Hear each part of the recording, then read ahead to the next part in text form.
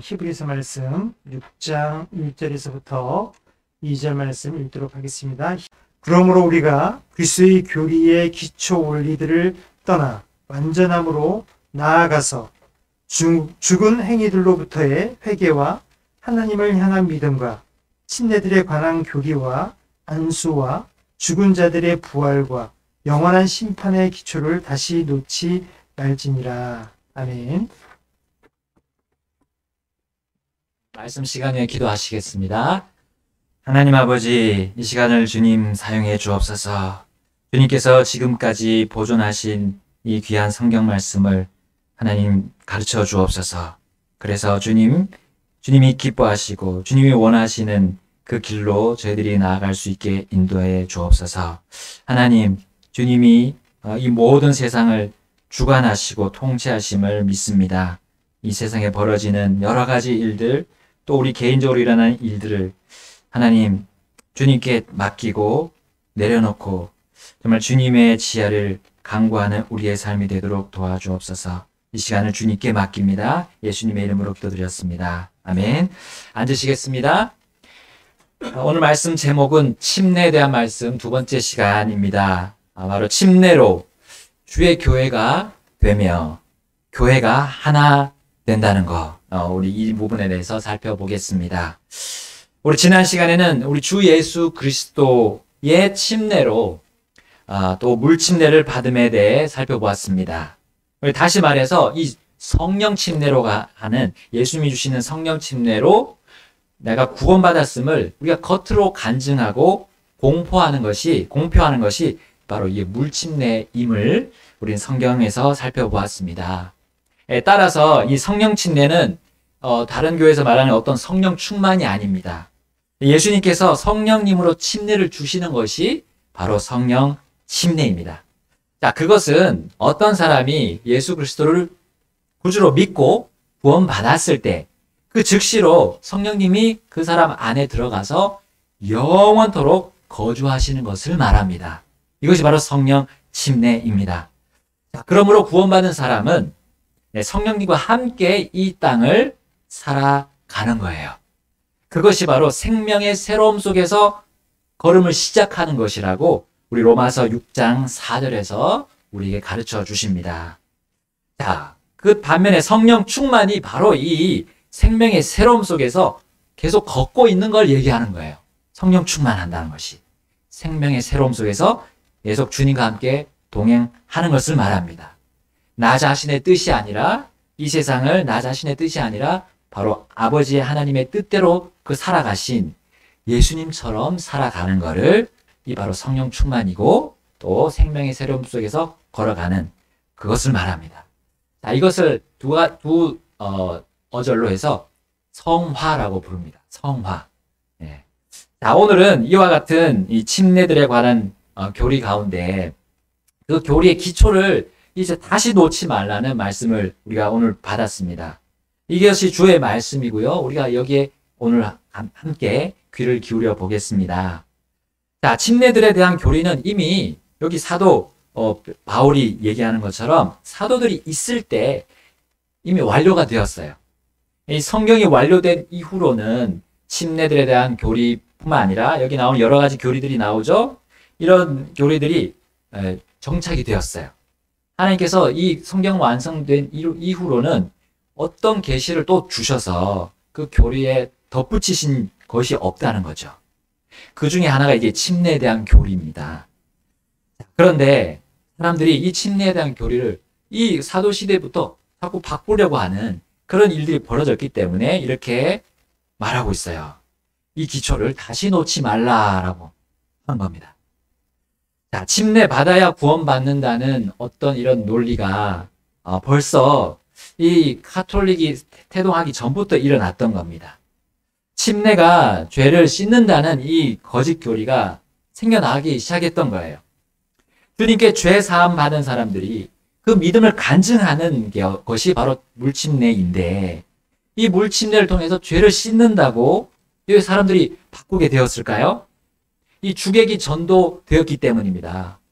침례의 목적이 무엇입니까? 바로 우리 주 예수님이에요.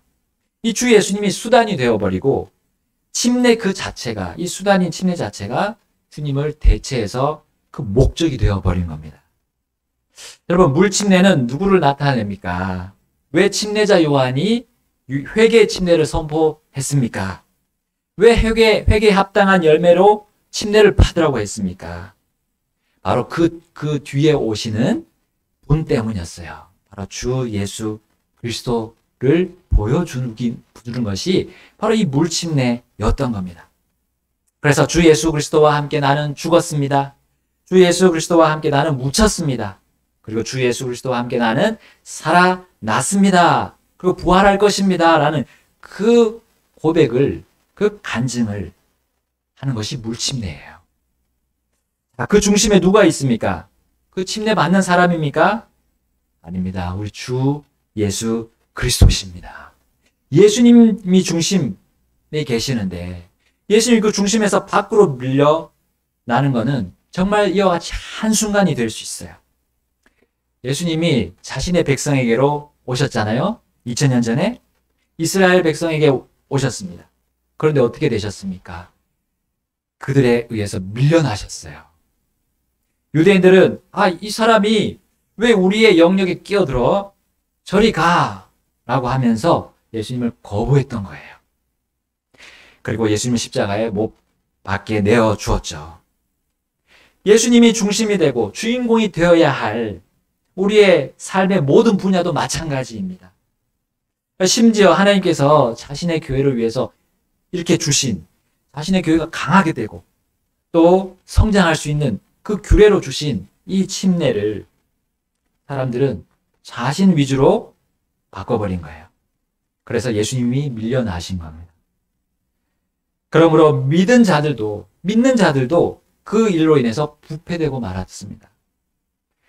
바울은 고린도 교회에게 쓴 편지에서 이 침례에 대해 이렇게 언급했어요. 자, 우리 고린도전서 1장으로 한번 가보겠습니다. 우리 고린도전서 1장 12절부터 13절 제가 먼저 읽겠습니다. 이제 내가 이것을 말하노니 곧 너희가 각각 이르기를 나는 바울에게, 나는 아볼로에게, 나는 게바에게, 나는 그리스도께 속하였다 하는도다. 13절 함께 읽겠습니다. 그리스도께서 나뉘셨느냐? 바울이 너희를 위해 십자가에 못 박혔느냐? 혹은 너희가 바울의 이름으로 침례를 받았느냐? 여러분, 침례는 누구의 이름으로 줍니까? 예수 그리스도의 이름으로 줍니다. 사람의 이름이 아닙니다. 그러나 고린도 교회 사람들은 각자가 자신에게 침례를 준 그 각 사람들에게 집중되고 말았어요. 그리고 예수님은 그들 앞에서 밀려나고 말았습니다. 결국 교회 전체가 분열됐고 다퉜습니다. 그들은 결코 진리를 지키기 위해 싸운 것이 아니었습니다. 각자의 의견을 주장하기 위해서 버티면서 싸웠던 겁니다. 자, 거기에 이 침례 주는 사람을 끌어들였던 거예요. 나는 아볼로에게 받았다. 나는 바울에게 받았다. 나는 게바에게 받았다. 게바는 베드로죠. 베드로에게 받았다. 어떤 사람은 그리스도께 속했다 또 얘기했어요. 자, 근데 그리스도께 속했다고 하는 사람 그 사람들도 지금 나누는 상황이 있어요. 이 분열된 상황이 있었어요. 그래서 바울은 이렇게까지 말합니다. 14절, 16절 읽겠습니다. 14절 제가 읽습니다. 내가 그리스포와 가이오 외에는 너희 중에 아무에게도 침례를 주지 아니한 것을 하나님께 감사하노니 이것은 아무도 내가 내 이름으로 침례를 주었다고 말하지 못하게 하려 함이라. 16절 함께 읽겠습니다. 내가 또한 스데바나의 집안 사람들에게 침례를 주었고 그 외에는 다른 누구에게 내가 침례를 주었는지 알지 못하노라.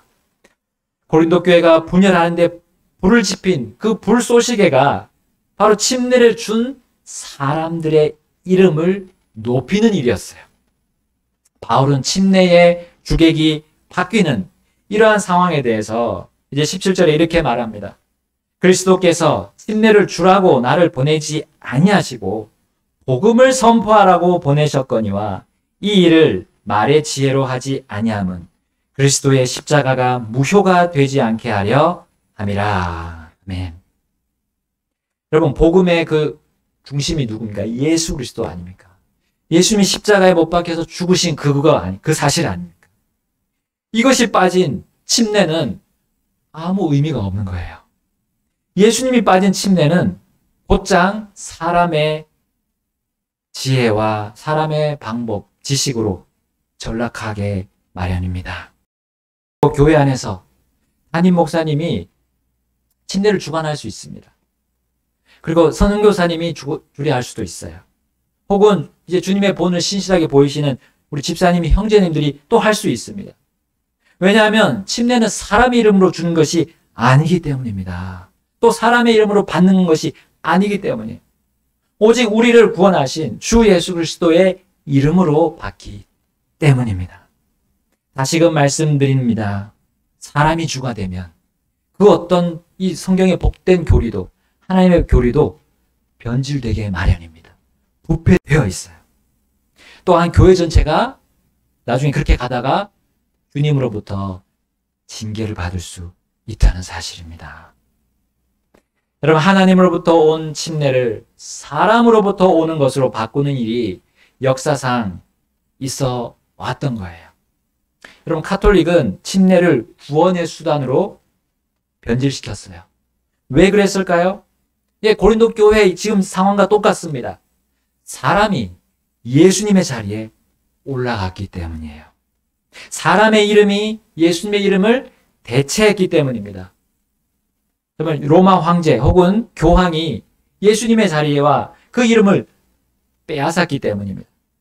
예수님이 빠진 자리에 여러분 구원이 있을 수 있습니까? 하나님은 예수님의 이름 대신 다른 이름을 사람들 가운데 주지 않으셨다고 사도행전 4장 12절에 말씀하고 있습니다. 그분의 이름만이 구원을 주고 또한 그분만이 죄사함의 피를 흘릴 수 있었기 때문이에요. 그러므로 가톨릭을 비롯해서 여러 가지 어떤 교회들이 주장하는 침례가 구원의 길이라고 하는 거, 이거는 주님이 보시기에 완전히 잘못된 교리입니다. 이에 따라서 침례의 방법도 변질이 되는 것이 매우 쉬웠어요. 여러분, 물에 잠기는 것이 그게 주님이 말씀하신 침례입니다.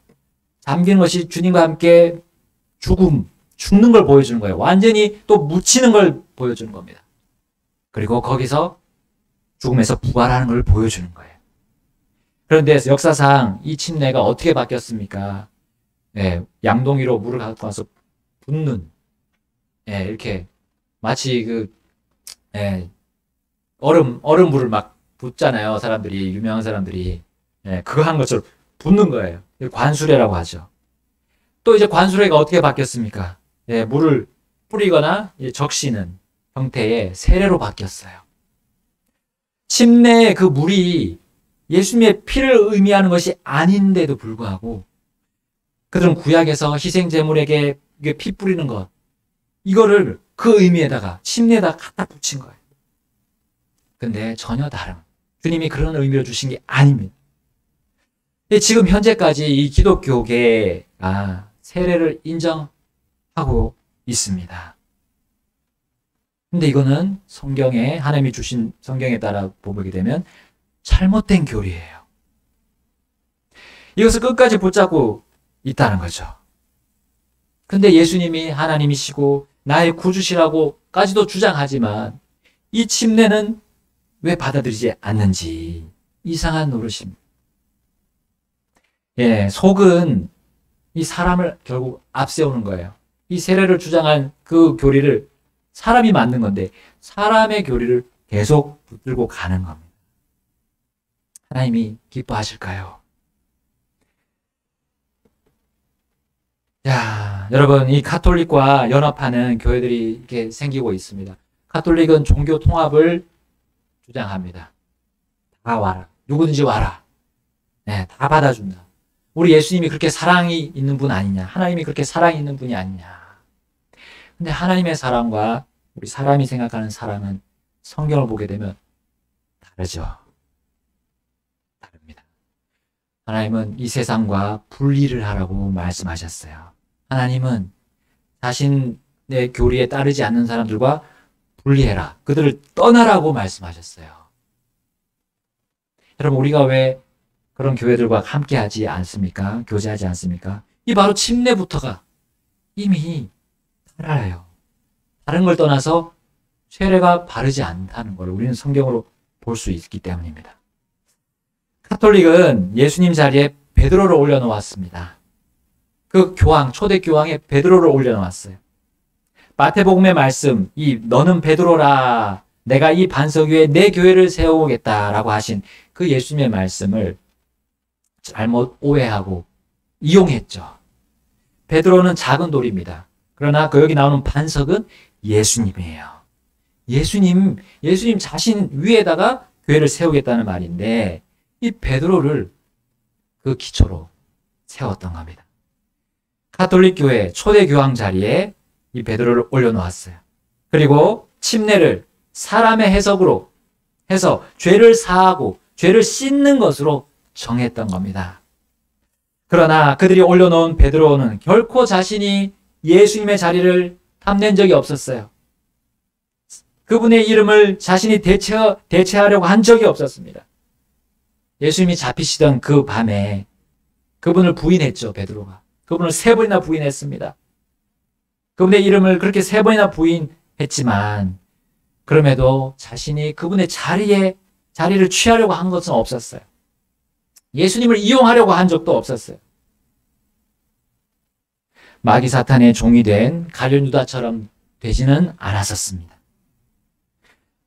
그런 베드로는 오히려 이 침례에 대해서 어떻게 성경에 하나님의 계시를 받아서 기록했습니까? 우리 베드로전서 3장 21절 가보겠습니다. 그 일과 동일한 모형 곧 침례가 예수 그리스도의 부활로 말미암아 이제 또한 우리를 구원하나니 이것은 육체의 더러운 것을 제거하는 것이 아니요 선한 양심이 하나님을 향하여 응답하는 것이니라. 아멘. 여기 침례가 구원한다는 말 아닙니까? 자, 침례가 구원한다는 말 아닙니까? 여기 나오네요. 네, 침례가 예수 그리스도의 부활로 말미암아 이제 또한 우리를 구원하나니 했어요. 우리 문맥을 봐야 됩니다. 여기 그 일과 동일한 모형이라 나오죠? 그 앞구절을 보게 되면 20절을 보게 되면 이제 노아를 포함한 8혼 노아의 가족들이 이 방주 안에서 물로 말미암아 구원받는 장면이 20절에 나옵니다. 자, 이것이 바로 침례를 모형으로 보여주는 거라고 했어요. 모형. 여러분, 우리가 알다시피 모형은 실체가 아닙니다. 비행기나 자동차의 모형은 적게 축소를 해서 모양이 그럴듯하지만 우리가 실제 탈 수 없잖아요. 그러므로 구원의 모형인 이 침례는 구원을 줄 수가 없습니다. 다만 그 침례가 그리스도의 부활을 담고 있기 때문에 침례가 예수님을 통해서 구원을 한다는 그 의미이죠. 자, 여기서 말하는 또 이것은 성령 침례라고 우리는 확실하게 볼 수 있습니다. 성경 전체적으로 보게 되면 성령 침례가 바로 구원을 하는 거잖아요. 우리가 예수님을 구주로 믿고 그 순간 성령님이 우리 속에 들어왔을 때 우리가 구원받는 거거든요.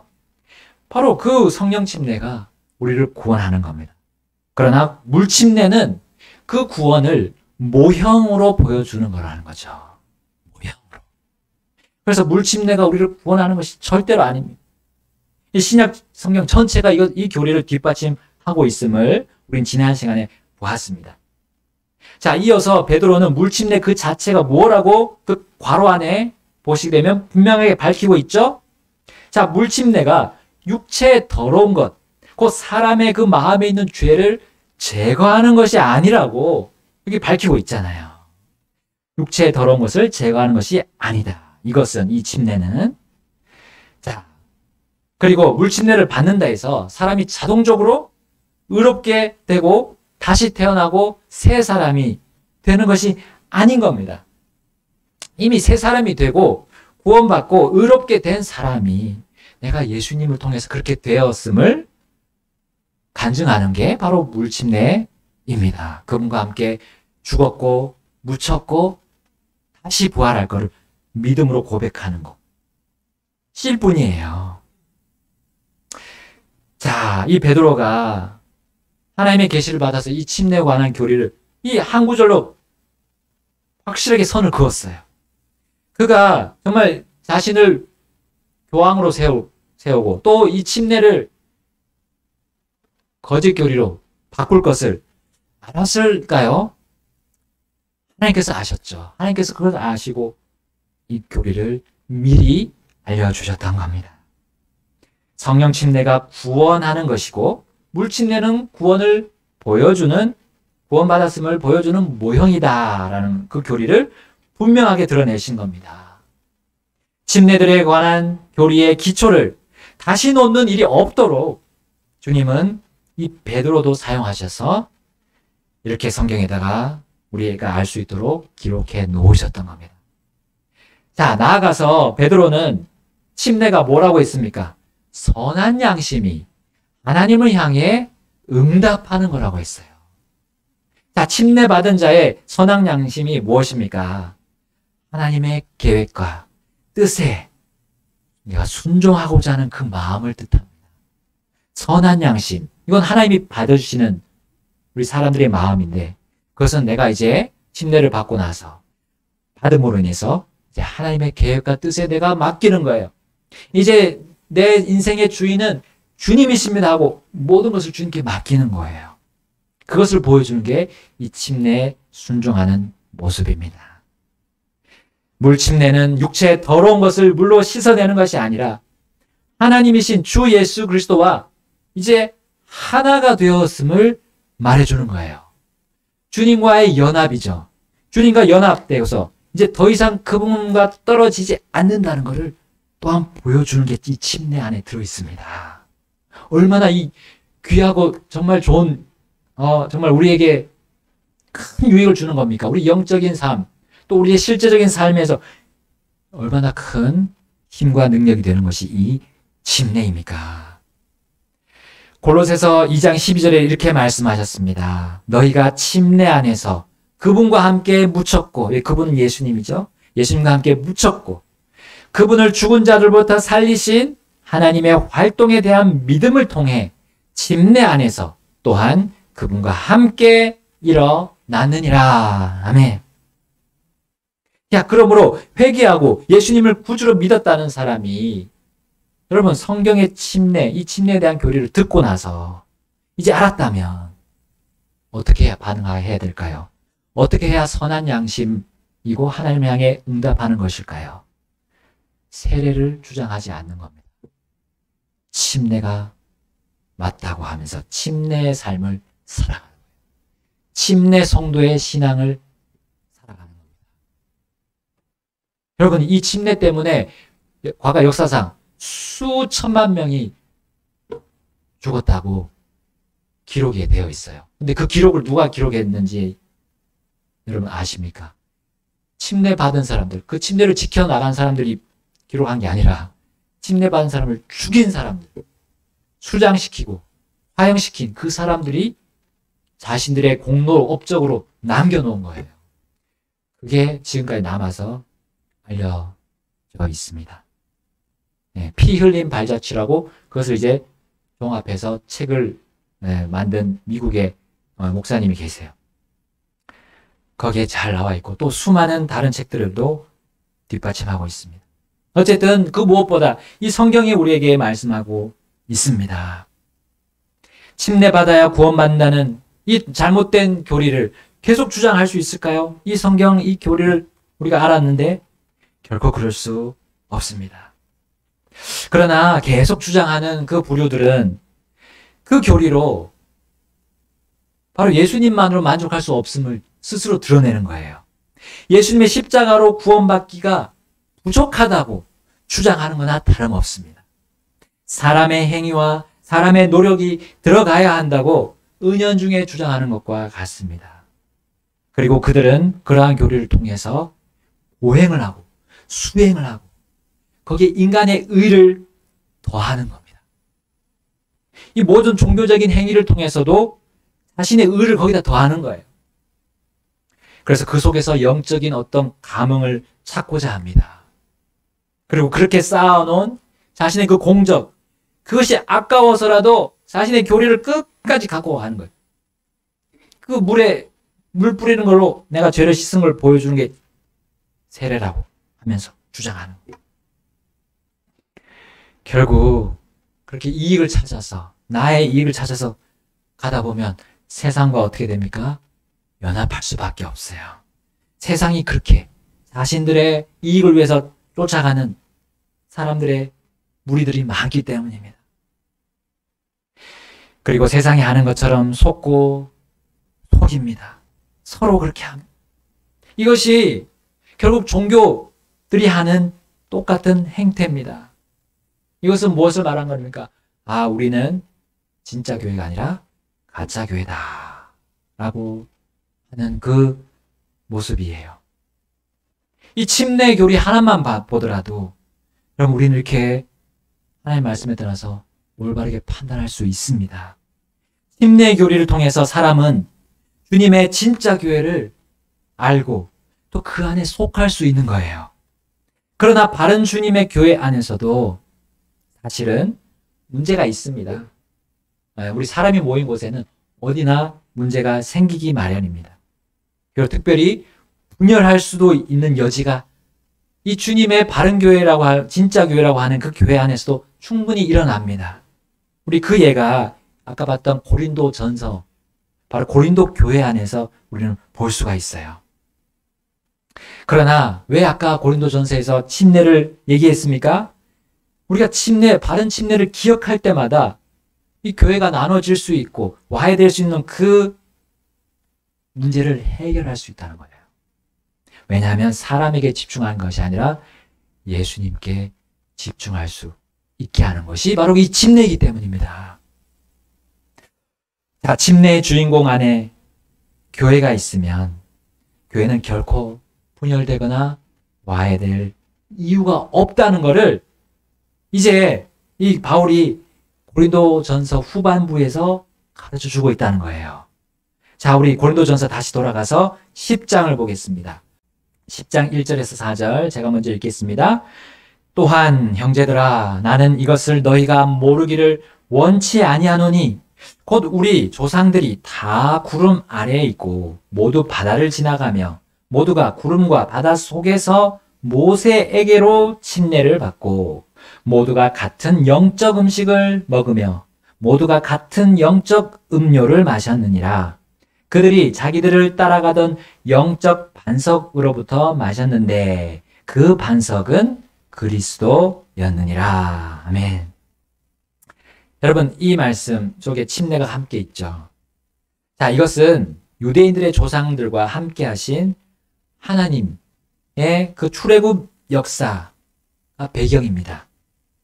그러나 심지어 광야에 있던 이스라엘 이 회중을 예로 들면서까지 이 고린도 교회가 하나로 연합해야 함을 이 침례로 설명한 것이에요. 여러분, 그들의 이 이스라엘 백성들의 조상이 모세를 따라서 홍해를 건넌 것은 마치 우리 교회가 그리스도와 함께 죽은 그 침례, 그리스도와 함께 죽었다는 것을 보여주는 그 침례를 보여준다고 한 거예요. 결국 그들은 그리스도를 상징하는 것들인 이 구름, 그리고 모세, 영적 음식, 만나죠? 그리고 영적 음료, 그 반석에서 나는 물. 그것을 그들이 다 보고 경험했음을 말했어요. 그러므로 너희 이 교회가 교회 안에서 서로 불평하고 불만을 토로하면서 싸울 그런 정당한 이유가 없다는 것을 설득하고 있습니다.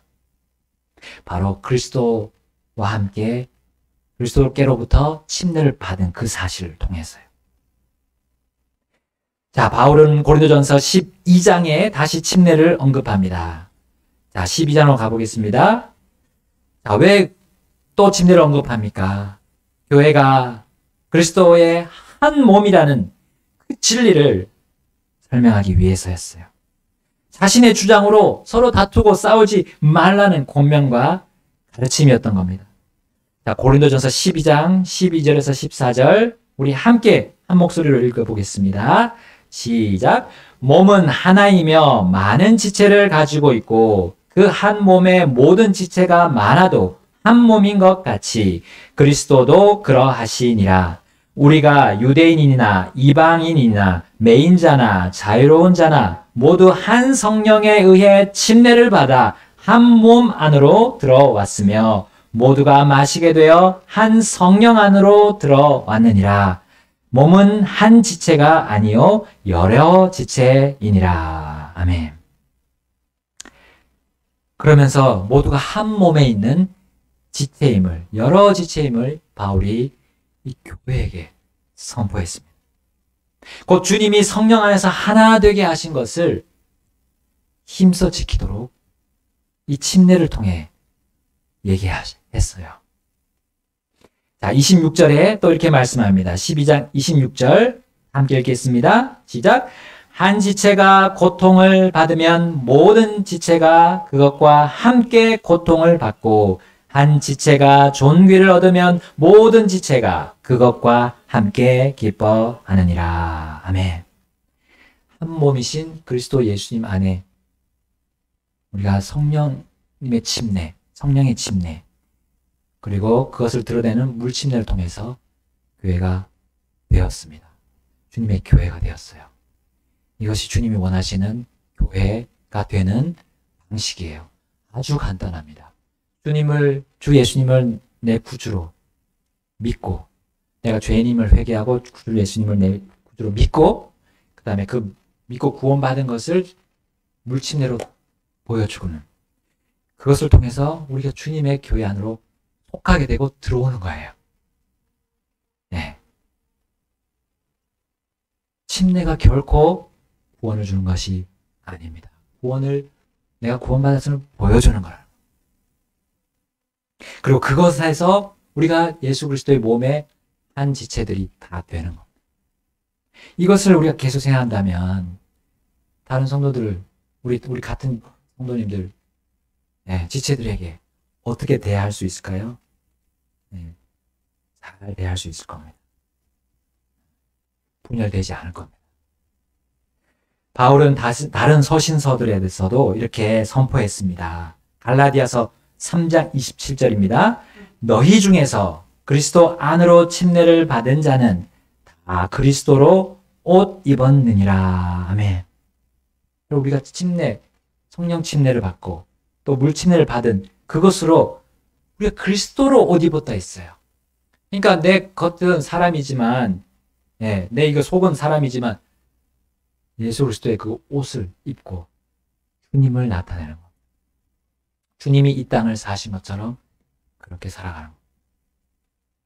주님이 모든 아버지의 뜻에 순종하신 것처럼 나도 아버지의 뜻에 순종하는 겁니다. 세상의 방식 아니라 하늘의 방식이라고 했어요. 하늘에 갈 사람들이 하늘의 방식을 따라가는 겁니다. 자, 또 에베소서 4장 3절에서 6절 이렇게 말씀합니다. 우리 함께 가서 보겠습니다. 에베소서 4장 3절 제가 읽겠습니다. 화평에 매는 띠로 성령이 하나 되게 하신 것을 힘써 지키라. 너희를 부르심의 한 소망 안에서 너희가 부르심을 받은 것 같이 한 몸과 한 성령이 있고, 우리 5절부터 6절 함께 읽겠습니다. 한 주와 한 믿음과 한 침례가 있으며 한 하나님이 계시니 곧 모든 것의 아버지시라.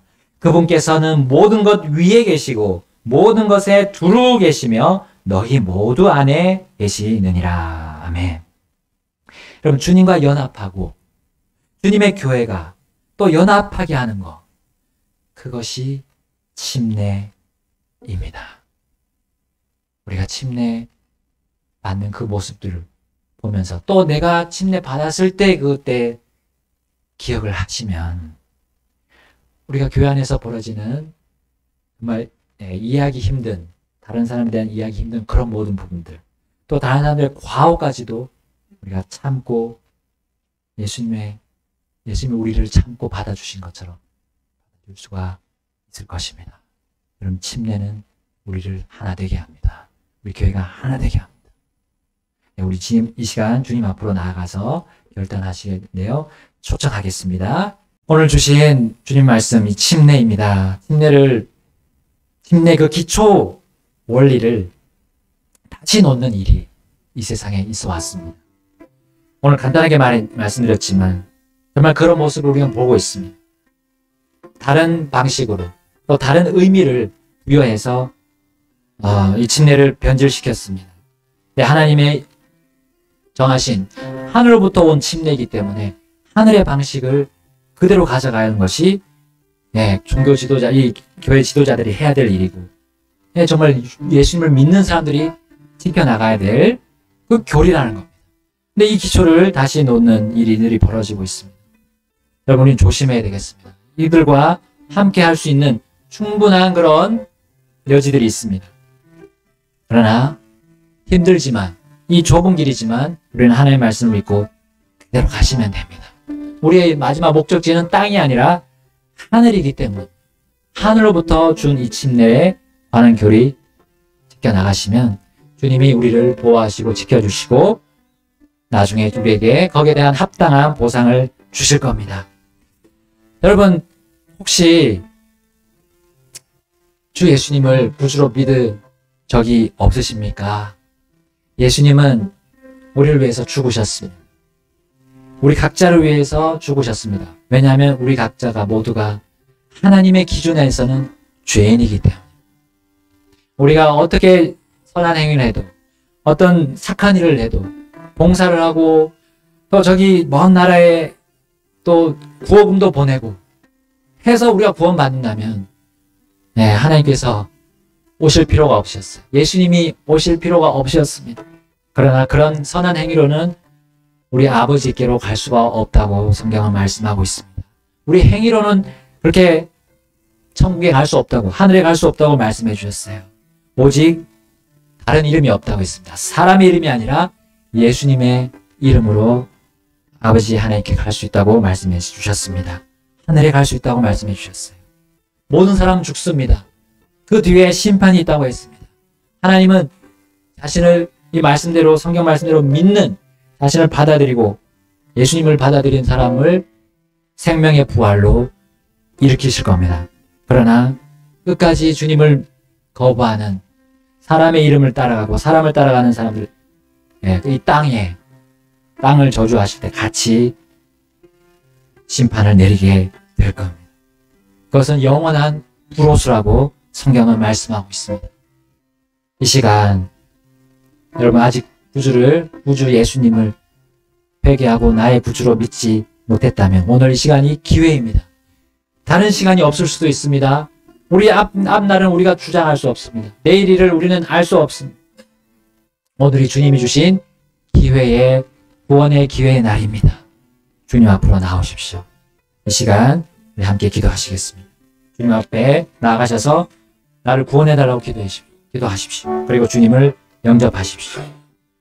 기도하시겠습니다. Complete in thee, no work of mine could take, dear Lord, the place of thine.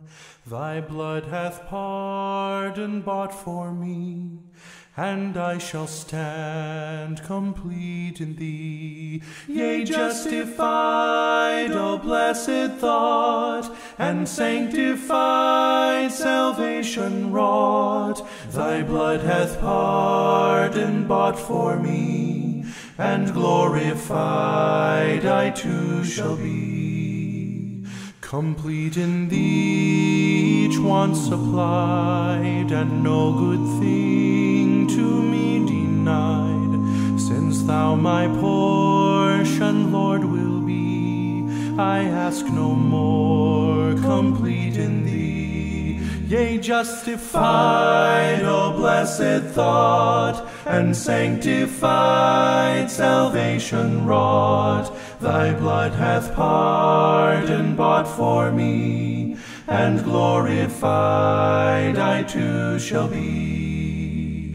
Complete in thee, no more shall sin. Thy grace has conquered, reign within. Thy blood shall bid the tempter flee, and I shall stand complete in thee. Yea, justified, O blessed thought, and sanctified, salvation wrought. Thy blood hath pardon bought for me, and glorified I too shall be. Dear Saviour, when before thy bar all tribes and tongues assembled are, among the chosen I shall be, at thy right hand, complete in thee. Yea, justified, O blessed thought, and sanctified, salvation wrought. Thy blood hath pardon bought for me, and glorified I too shall be. Thy blood hath pardon bought for me, and glorified